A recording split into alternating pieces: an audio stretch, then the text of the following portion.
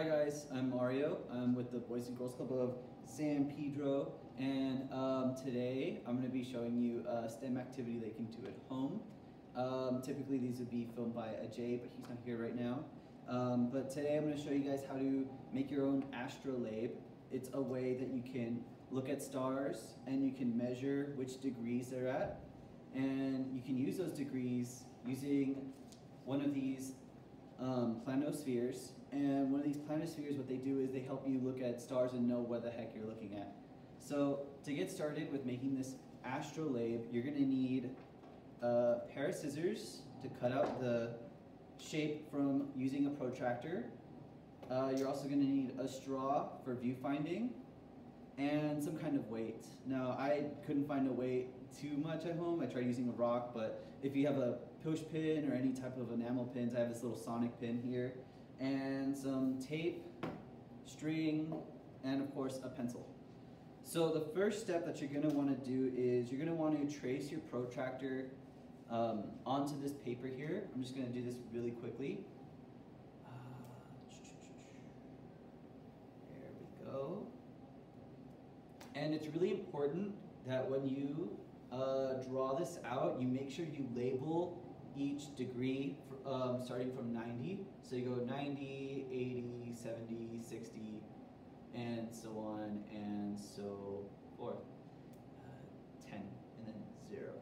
And then you're going to do the same on the other side. You're going to go 80, 70, 60, 50, 40, 30, 20, 10, 0. And once you're done with that, you're going to cut that out.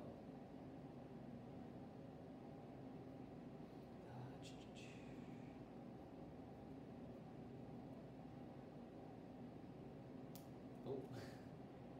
So, using your pair of scissors, here's the shape here that I've got right here, just a nice little half circle, you know, kind of reminds me of watermelon. And you're gonna cut it out real quick. If you're like me, you got 10 minutes, so you got all the time in the world. I mean, you guys all really have all the time in the world, so there's no rushing this at all. But in April, for you astrology fans, it is Aries season, so we will be seeing Aries set in the east, and you will be, rise in the east, and you will be seeing, let me see, Virgo. Virgo will slowly be setting in the west. You can also see parts of the winter hexagon. The winter hexagon is also slowly going away. That includes Sirius, Procyon, Capella, and Pollux.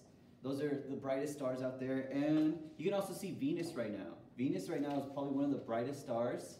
Last night it was just under the moon towards the northwest part of the planosphere. So yeah, keep your eye out when you're looking for these. And now that we have our shape here, what we're going to do is we're going to punch a little hole right where the 90 degree is. So this little hole, you can just punch it out with like your pencil, or if you have like a pen or something else, you know, if you want to do it the safe way or whatever, you can do that. So 90, I'm just going to eyeball it right now. There we go. So now that I have my shape here, what I'm going to do is I'm going to start getting my string and my weights. I'm going to start tying the string to the weight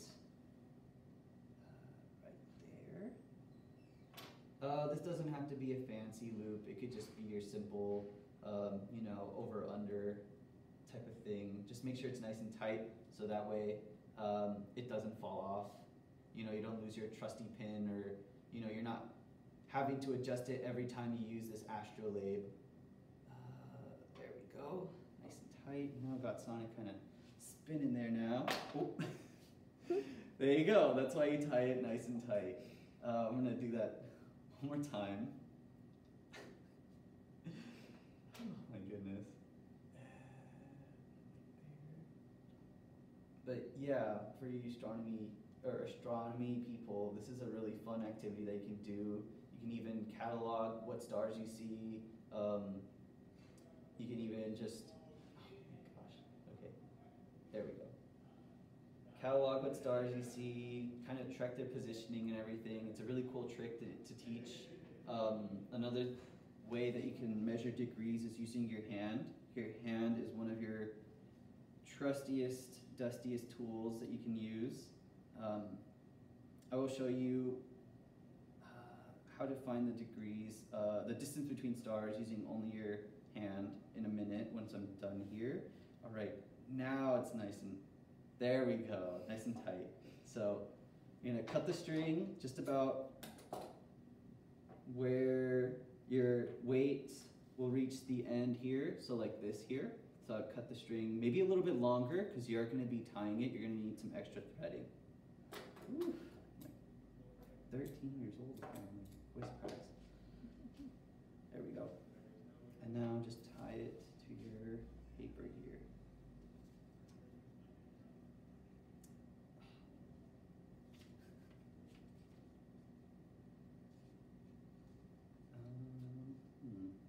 I'm gonna poke my hole a little deeper. Oh. Okay, let me do that one more time. But this is a really cool trick though if you want to impress people, you know, if you ever are out and about, you know, maybe after this quarantine's over, there's going to be a lot less light pollution because people aren't driving their cars, so you're going to be able to see a lot more stars than you usually would. Last night, one of my favorite stars that I saw yesterday, actually it wasn't the star, it's Venus. Venus is actually one of the brightest things in the sky right now. And it's, as we're filming this, this is the end of March, March 31st? 31st. But you'll be able to, you know, the other stars, I saw Sirius last night, it was really cool. And I don't know, you just feel more connected, and it also just is a good way to talk to people. You know, you tell them like, you know, you're out and about, maybe you're hanging out with your friends late night, and you're just like, oh yeah, like Polaris is over there, or you know, you're just pointing out different things, and you're pointing out where the Big Dipper is, or Ursa Major, and it's just a really cool talking point to have with your friends. To know what you're actually talking about with the stars is really impressive. All right, oh my gosh, I'm just trying to double loop this right now. Or you could just annoy your friends. Sometimes I just annoy my friends with my constant babbling about space, and they're like, we get it, you're smart, we get it, you know things. There we go. There we go. So now what we're gonna do is we're gonna attach our telescope, which is our straw. We have these thin straws, but if you have like a paper straw, or even just rolling up a piece of paper into like a tube, it should be fine.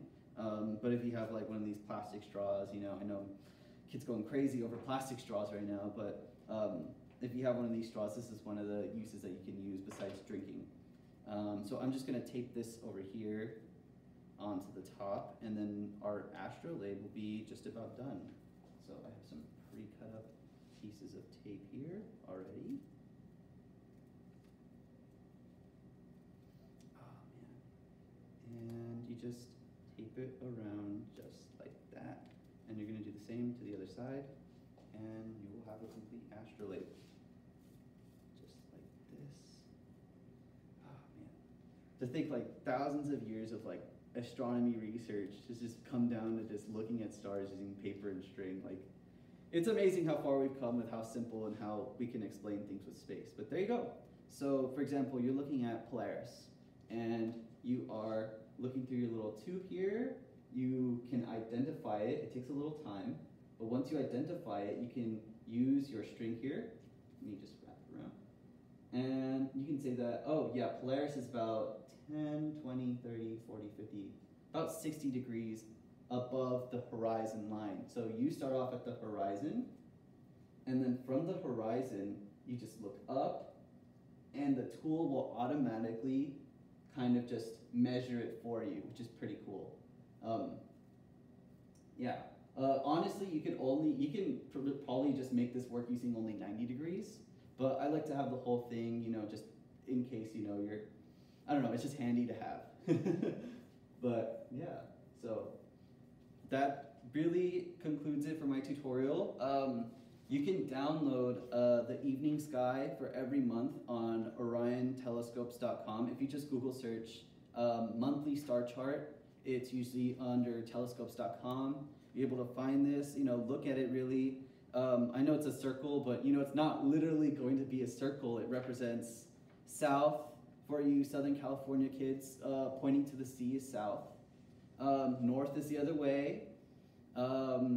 West is that way over there. It's pointing more to, well, you can't really tell, but point towards the sea, and then for south, and point away from the sea for north.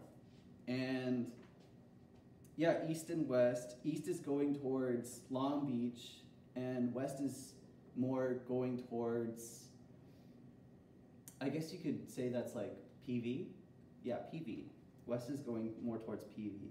But yeah, so when you're looking at south, you want to kind of keep an eye that you're kind of looking at this section here, and then when you're facing east, you can turn your paper around, or west. When you're looking west, you can turn your paper around, and these are the stars you're going to notice.